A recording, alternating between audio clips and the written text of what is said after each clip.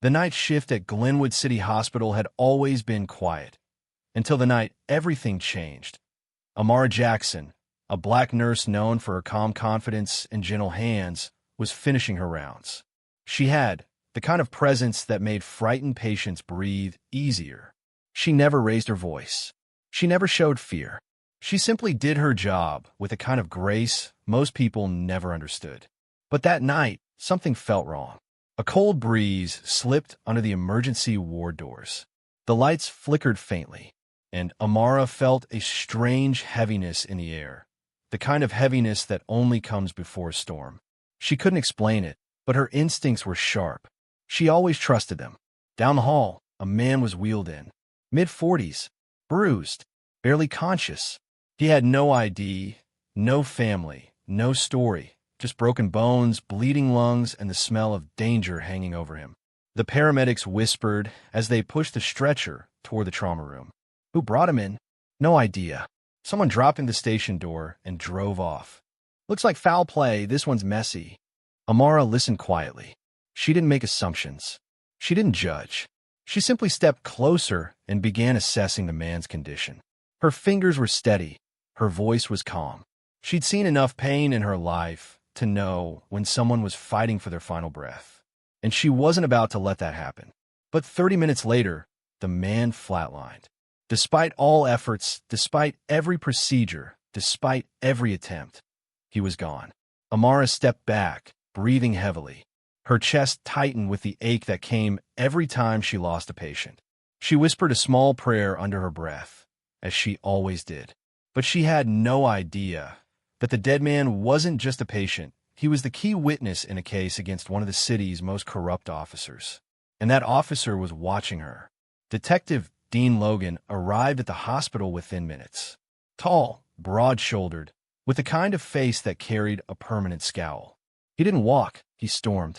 His badge hung from his belt like a warning sign. People stepped aside when they saw him. Everyone knew his reputation. Brutal, dirty, untouchable. A man who got what he wanted, no matter the cost. He marched straight up to Amara. You were the last person with him? He demanded. Amara looked up, confused but composed. I was the nurse on duty. I tried my best, sir. He didn't make it. Logan's jaw tightened. His eyes scanned the room, sharp and suspicious. You were alone with him for how long? 18 minutes, Amara replied. That's the standard emergency protocol. He stepped closer. Too close. And there were no mistakes? Amara froze. Was he accusing her? Her voice remained calm. No mistakes. I followed procedure. Everything is documented. Logan leaned in, his voice low enough that only she could hear. Make sure your documentation matches your actions, Nurse Jackson. I'll be checking. He walked away without waiting for a response. Amara's heart thudded. Something was wrong. Very wrong. She didn't know that Officer Logan had secretly been meeting that injured man, that the witness had been ready to testify against him, that Logan's entire empire of bribes, threats, and hidden crimes was about to crumble, and that the witness was never meant to survive. But Logan made one miscalculation, that he didn't know Amara. He didn't know how observant she was. He didn't know she had noticed the bruises on the patient's wrists, clearly caused by handcuffs. He didn't know she had seen the faint black ink of a police station stamp smeared on the man's torn sleeve. He didn't know she remembered every detail, even the ones he hoped no one noticed. 2 days later, the hospital director called Amara into his office. His expression was cold, formal, distant, so different from his usual friendly tone. Nurse Jackson, I'm afraid there's a problem. Amara remained still. What kind of problem? There's an accusation against you, he said quietly. A serious one. Amara blinked, stunned. Accusation? By who? He avoided her eyes. Detective Logan filed an official report. He claims you deliberately administered the wrong dose of medication to the deceased witness. Amara felt her blood turn to ice. That's not true. That's a lie. He says he has proof. Her breath caught. What proof? A missing vial and altered log entries. Amara stared at him, shocked. I didn't alter anything. My log is accurate. Check the security footage. We did. And the footage was corrupted. Amara's hands went numb. Corrupted? Footage doesn't corrupt itself. Not unless someone wants it to. Her voice shook for the first time. You think I did this? The director sighed heavily. The board wants you suspended until the investigation is complete. Suspended. For murder. For a crime she didn't even imagine committing. Amara walked out of the office in a daze. The walls of the hospital felt like they were closing in on her. The staff whispered as she passed. Some looked away. Others looked scared. And, standing at the end of the corridor, leaning against the wall, arms folded, was Detective Logan. A cold smile spread across his face. Told you I'd be checking. For the first time that night, Amara felt fear. Not because she was guilty, but because she finally understood. This wasn't an accusation. This was a setup, that a deliberate trap crafted by a dangerous man. But Logan had forgotten one thing. Amara Jackson wasn't just a nurse. She was trained in medical forensics. She knew how to read wounds, timelines, injections, lies. She saw what others missed, and she remembered every detail of that night, including the detail that would destroy him. And she would not go down without a fight. For 3 days, Amara stayed confined in her small apartment, the one place that had always felt safe. But even the walls there felt different now. Tight, dark, unfamiliar. She barely slept. Every time she closed her eyes, she saw the cold smile on Detective Logan's face. The smile of a man who believed he had already won. Her phone buzzed constantly with news alerts. Nurse under investigation for negligence. Possible criminal charges. Witness dies during treatment. Her name wasn't mentioned yet, but she knew it was coming. And once it did, her entire life would collapse. Her career, her license, her reputation, everything she had worked for since she was 18. On the 4th morning, she sat at the edge of her bed, hands shaking, head buried in her palms. For the first time since this nightmare began, she felt herself breaking. How can I fight a man like him? She whispered. But then something inside her shifted, a memory, a voice. Her mother's voice, firm, warm, comforting. You do not surrender to fear, Amara. You look it in the eye. She lifted her head. Tears still clung to her face, but her eyes were no longer weak. They were focused, sharp, determined. If Logan wanted to destroy her, he would have to work much harder. Amara stood up, wiped her face, and grabbed her laptop. She began reviewing every detail she could remember from the night the witness died. Every beep of the monitor, every bruise on the patient's skin, every number on the medication chart, every step from the trauma room to the supply cabinet. Then she stopped. A detail, a tiny, almost invisible detail. The medication log that Logan claimed she had altered. She remembered checking it. And she remembered something strange. The time stamped on the entry that IT showed 11:42 p.m. But she knew, at 11:42 p.m., she wasn't in the trauma room. She was in the hallway with Dr. Wilson, asking for a new dosage order. And Dr. Wilson always wore a smartwatch. A smartwatch that recorded everything. Steps, routes, timestamps. If she could get his record, she could prove she wasn't in the room at that moment. Amara grabbed her phone and called him immediately. Dr. Wilson, please listen, this is urgent. He sounded hesitant, nervous. The investigation had scared everyone. Amara, I don't know if I should be talking to you. This case. Please, she said, her voice breaking. You know I didn't do this. You were there. You saw me. I just need your smartwatch data. The timeline. It will clear me. There was a long pause. Then she heard him exhale deeply. I'll send it, but be careful. Logan is watching everything. The message arrived 5 minutes later, a small piece of digital truth. She opened the file. Her heart raced. And there was a perfect timestamp. 11:42 p.m. DR. Wilson's smartwatch placed him and Amara exactly at the nurse's station, not inside the trauma room. A smile tugged at Amara's lips for the first time in days. Logan had made a mistake, a small one, but enough. She called her cousin, Elise, who worked in digital security for a private firm. I need your help, Amara said. Elise didn't even hesitate. Tell me where to meet you. Within an hour, they were sitting in Elise's office, lights dim, computers humming. Okay, Elise said, pulling up the files. Let's see what this corrupt idiot tried to pull. Amara watched as Elise's fingers danced over the keyboard. Fast, precise, deadly. First thing, The CCTV footage wasn't corrupted by accident, she said. Someone accessed the hospital's system remotely. Can you tell who? Amara asked quietly. Elise smirked. Already did. She clicked twice that a profile popped up.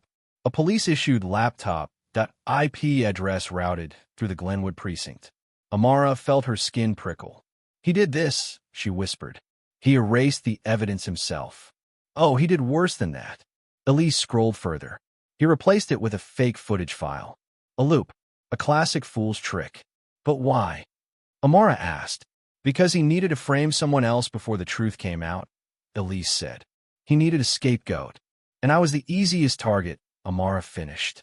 Elise looked up, her expression softening. He picked the wrong woman. Amara leaned back, trembling, not from fear, but from something new. Strength. It was time to fight back. They spent hours collecting data, the smartwatch timeline, the altered system logs, the duplicated footage file, the access time of the corrupt laptop. Piece by piece, the truth formed a clear picture. Logan had staged the entire thing. But just when they thought they had gathered enough, Elise froze. Oh no, what happened? Amara asked. Elise's face went pale. Amara, he's accessing your file. Right now, he's trying to plant new evidence. Amara felt her heartbeat slam against her ribs. He knows we're getting close. At that exact moment, a loud knock echoed through the office. 3 sharp commanding hits. Elise's eyes widened. That's not security. That's him. Amara's breath caught. Another knock. Harder, more demanding. Open up. Police. The voice on the other side made Amara's blood turn cold. Detective Logan. He had found her. Elise grabbed her arm. Go. Back door. Now. Amara's legs moved before her mind could catch up. The hallway blurred as she ran. The lights above her flickered, and every sound felt louder than it should. Behind her, she heard Logan's voice bursting into the room. Where is she? Amara didn't stop. She couldn't stop. For the first time in her life, she was running for her freedom. She burst out the back exit into the cold night air. Her breath came in sharp gasps. The streets were quiet, too quiet. She ducked behind a dumpster, her heart pounding in her ears. And then she heard footsteps, heavy, fast, getting closer. Logan was hunting her. But Amara wasn't helpless. She clutched the USB drive Elise had handed her before she escaped. Keep this with you, Elise had whispered. It's the one detail he can't erase. Now, hiding in the shadows, Amara realized something. She wasn't just trying to prove her innocence anymore. She was uncovering a truth far bigger and far deadlier than she imagined. And Logan knew it. He would do anything, absolutely anything, to stop her. The city courthouse was unusually crowded that morning. Journalists lined up on the steps, cameras flashing, microphones raised, waiting for the story everyone was whispering about. A black nurse accused of killing a patient, and a police officer who swore she was guilty. But what none of them knew was that the truth standing quietly behind those courthouse doors was far darker, far deeper, and far more dangerous than any of them imagined. Amara stepped inside the courtroom slowly, every step heavy with the weight of a crime she didn't commit. She wasn't wearing her hospital scrubs today. She was wearing a simple, plain dress, hair tied back, hands clenched together. She looked like a woman holding the last threads of her life. Some people in the room looked at her with pity, others with judgment, and some with open hatred. But Amara kept her head low, whispering to herself, "Stay calm. Truth always finds its way." Across the room, Officer Dean Logan sat confidently, smirking like a man who believed he had already won. His lawyer sat beside him, polishing his glasses, whispering strategy into his ear. Dean leaned back on the bench, staring at Amara with the same cold eyes he used on people he arrested, the same eyes he used on the weak, the scared, and the innocent. It was a gaze that told her one thing: you don't stand a chance. But he didn't know. She was no longer scared. She had spent nights studying every detail, every timestamp, every medical report, and every second of the missing security footage. And she found something, a detail so small, so hidden, so easy to miss, yet powerful enough to destroy a corrupt officer's entire career. As the judge walked in, everyone rose. Amara's heart raced. This was it. No turning back. No escape. Just truth or destruction. The prosecutor began the trial confidently, laying out the accusations with a rehearsed performance. "Ladies and gentlemen, the defendant," he said, pointing at Amara, "was responsible for the death of Mr. Jonathan Hale. The evidence shows negligence, and the testimony of Officer Logan confirms she was the last person to administer medication before the patient's cardiac arrest." Dean Logan sat straighter when he heard his name. He wanted every camera in the room to see him looking like a hero, a man doing his job, a man protecting justice. But Amara knew he was the one who took justice and twisted it into something rotten. Her lawyer stood up next, nervous but determined. He wasn't famous. He wasn't powerful.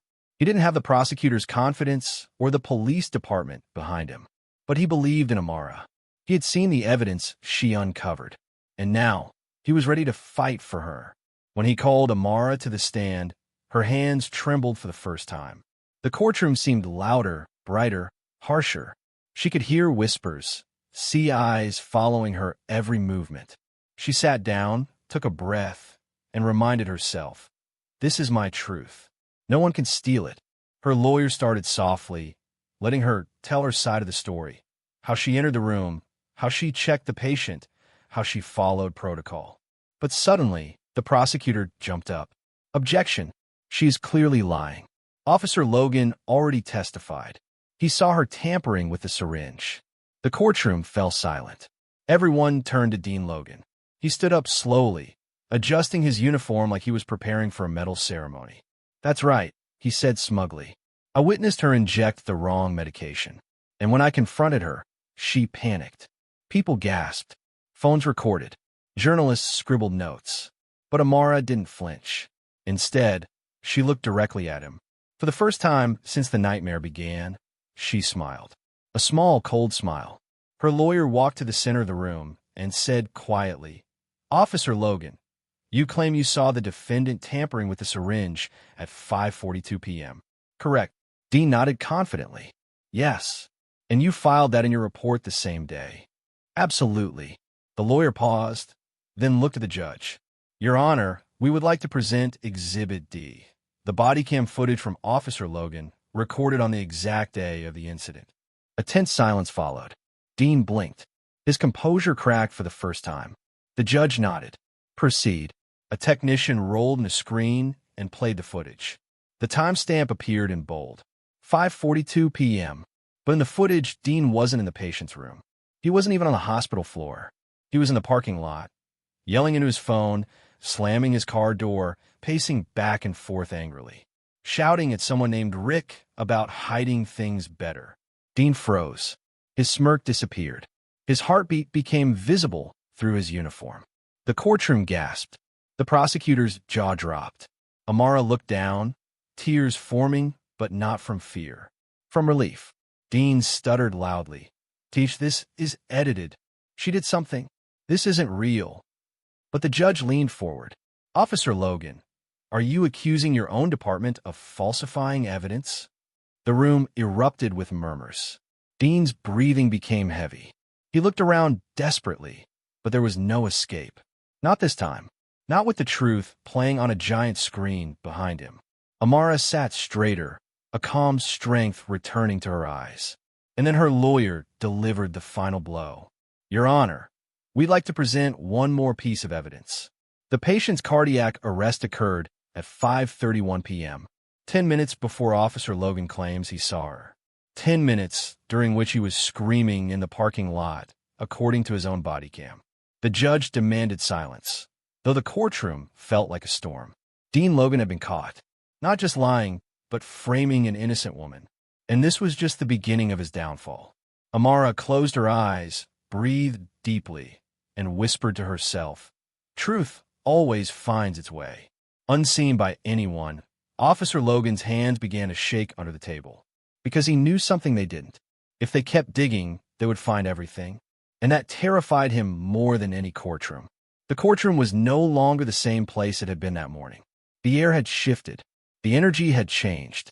Moments ago, everyone believed Amara was a criminal, but now, the same people were leaning forward in their seats, watching the corrupt officer crumble in front of them. Truth was no longer a silent whisper. It was a roar echoing through every corner of the room. Dean Logan sat stiffly, sweat forming on his forehead. His eyes darted left and right, as if searching for someone who could save him, someone who could step in and stop what was coming. But no one moved. No one even looked at him. The man who once walked through the city with arrogance and power now looked like a frightened child caught stealing. The judge finally spoke after a long silence. "Officer Logan, do you wish to amend your statement?" Dean swallowed hard. His mouth opened, but no words came out. His lawyer leaned toward him, whispering urgently, but Dean jerked away. For the first time in his career, he realized he was alone. Amara watched him quietly.